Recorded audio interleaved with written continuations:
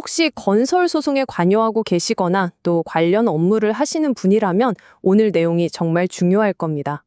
법원에서 진행하는 감정이라는 절차, 이게 잘못되면 소송 전체가 엉망이 될 수 있거든요. 도대체 어떻게 해야 법원이 이 감정 결번은 믿을만하다라고 인정해주는지 그 핵심 플레이북을 지금부터 하나하나 뜯어보겠습니다. 바로 시작하죠. 제가 처음에 이런 질문을 한번 던져볼게요. 법원 감정 결과를요, 순식간에 그냥 휴지 조각으로 만들어 버릴 수 있는 치명적인 실수가 딱 하나 있다면 그게 뭘까요? 이 질문에 대한 답을 찾는 과정이 오늘 우리가 할 이야기의 핵심입니다. 왜냐하면 이 실수 하나 때문에 정말 엄청난 시간과 돈이 그냥 날아가 버릴 수 있거든요. 오늘 끝까지 들어보시면 그 답을 명확하게 아시게 될 겁니다. 오늘 우리가 함께 살펴볼 내용들입니다. 첫째, 감정인이란 자리가 얼마나 무거운 책임감을 요하는지. 둘째, 왜 공정함이 생명과도 같은지. 셋째, 소송 관계자들과는 어떤 원칙을 갖고 만나야 하는지. 그리고 넷째, 감정의 뿌리가 되는 사실을 어떻게 확정하는지. 마지막으로 실제 현장에서 어떤 실수들을 가장 많이 하는지까지 차근차근 짚어보겠습니다. 자, 첫 번째 파트입니다. 감정인의 막중한 책임. 이분들의 어깨가 왜 이렇게 무거운지, 왜 작은 실수 하나가 용납되지 않는지부터 확실하게 알아보죠. 그럼 감정인이 정확히 누구일까요? 법률 용어는 좀 딱딱하니까 쉽게 말해볼게요. 판사는 법률 전문가지 건설이나 건축 전문가는 아니잖아요. 그래서 아주 전문적인 분야의 판단이 필요할 때 법원이 전문가 찬스를 쓰는 겁니다. 이때 법원의 눈과 귀가 되어주는 중립적인 전문가, 그 사람이 바로 감정인입니다. 그런데 만약 이 전문가가 내놓은 결과가 부실하다? 그럼 정말 큰일 나는 겁니다. 소송은 하염없이 길어지고 들어가는 돈은 계속 불어나겠죠. 근데 진짜 최악은 뭔지 아세요? 이 모든 걸 다 처음부터 다시 해야 한다는 겁니다. 그야말로 관련된 모든 사람에게 재앙 같은 상황이 펼쳐지는 거죠. 두 번째 주제로 넘어가 보겠습니다. 바로 공정성입니다. 이건 아무리 강조해도 지나치지 않은 감정의 알파이자 오메가라고 할 수 있습니다. 축구 경기에서 심판이 한쪽 편을 들면 경기가 엉망이 되는 것과 똑같아요. 감정인은 절대적으로 중립적인 심판이어야 합니다. 여기서 진짜 중요한 게 있어요. 이 공정성이라는 게 그냥 공정하면 좋지 이런 차원의 얘기가 아니라는 겁니다. 아예 법으로 민사소송법에서 아주 강력하게 못 박아준 의무입니다.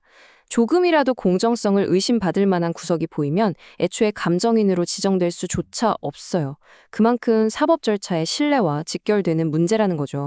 그래서 법은 이 공정성을 지키기 위해 이렇게 세 가지 장치를 마련해 뒀습니다. 첫째, 법정에서 선서를 해야 해요. 양심에 따라 공정하게 하겠다고요. 둘째, 혹시라도 소송 당사자랑 개인적으로 알거나 돈 문제가 얽혀 있다면 무조건 다 공개해야 합니다. 마지막으로 감정하는 내내 오해 살 만한 말이나 행동은 절대 금물, 늘 중립을 지켜야 하죠. 자, 세 번째 주제입니다. 접촉의 원칙. 감정인이 소송에 관련된 사람들을 만날 때 지켜야 할 규칙인데요. 아니, 전문가가 자도 보려면 만날 수도 있는 거지 왜 이렇게까지 엄격하게구나 싶으시죠? 그건 바로 혹시 저 사람하고만 따로 만나서 무슨 얘기 한 거 아니야? 하는 의심을 원천적으로 막기 위해서입니다. 그래서 투명성을 확보하는 가장 확실한 방법이 바로 이겁니다. 기록으로 남기는 거죠. 언제, 어디서, 누구랑 만났고 무슨 얘기를 나눴는지, 심지어 어떤 자료를 주고받았는지까지 전부 다요. 이렇게 모든 걸 투명하게 공개해야만 뒤에서 딴짓하지 않았다는 신뢰를 얻을 수 있는 겁니다. 아주 기본적인 절차죠. 이제 감정 절차에서 어쩌면 기술적으로 가장 중요하다고 할 수 있는 부분입니다. 바로 감정의 기준점, 즉 전제 사실을 확정하는 건데요. 집을 지을 때 기초공사가 부실하면 집 전체가 무너지는 것처럼 감정에서 이 전제 사실이 잘못되면 그 위에 쌓아올린 모든 결론이 다 무너져 버립니다. 자, 드디어 제가 처음에 던졌던 질문에 대한 답이 여기서 나옵니다. 감정 결과를 한순간에 쓸모없게 만드는 그 치명적인 실수. 그게 바로 이 전제 사실을 무시하고 감정하는 겁니다. 판사가 이게 팩트입니다. 이걸 기준으로 감정해주세요라고 정해줬는데 감정인이 제 생각엔 이게 맞는 것 같은데요 하면서 자기 마음대로 사실을 가정하고 결론을 내버리면 그 감정선은 법정에서 증거로서의 가치를 완전히 잃게 됩니다. 이 문장 하나가 모든 걸 정리해줍니다. 아주 명확하죠?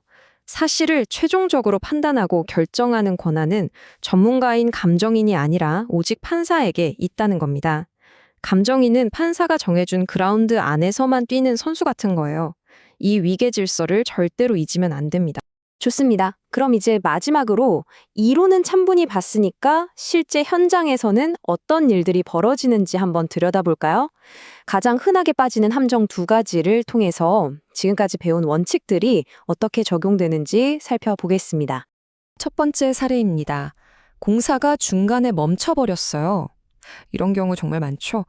자, 이럴 때 대체 어디까지를 공사한 걸로 쳐서 돈을 계산해야 할까요?